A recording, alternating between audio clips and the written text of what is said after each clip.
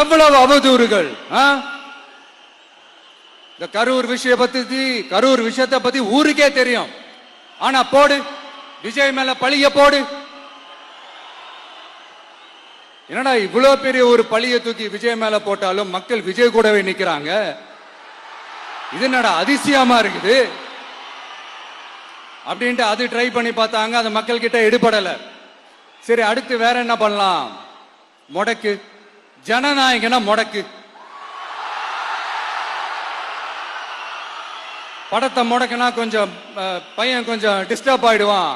அதனால படத்தை முடக்கு. இது யாரு முடக்குனாங்கன்றது உங்களுக்கே தெரியும். அது நான் சொல்ல வேண்டிய அவசியம் உங்களுக்கு இல்ல. ஆனா இவன் நாடா இவன் படத்தை முடக்கினாலும் அவன் பாட்டுக்கு அதை கண்டுக்காம அவன் பாட்டுக்கு வேலையை பார்த்துட்டு போயிட்டே இருக்கான். அதுவும் எடுபடல. சரி, அடுத்து வேற என்ன பண்ணலாம்? போடு, SOPன்னு ஒண்ணு போடு.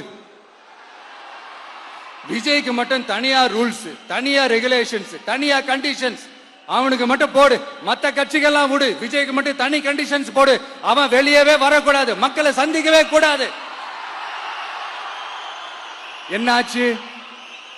அதுவும் எடுபடல. சரி, அடுத்து வேற என்ன பண்ணலாம்?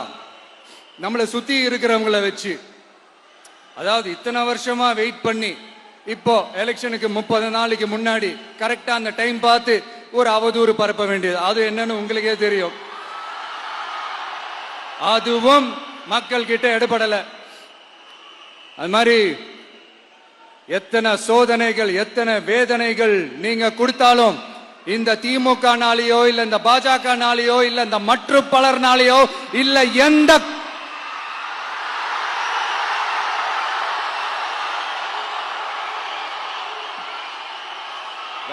வேற யாராலையும் என்ன மக்கள் கிட்ட இருந்து பிரிக்க முடியாதுன்னு சொல்ல வந்தேன். அதை தான் சொல்ல வந்தேன்.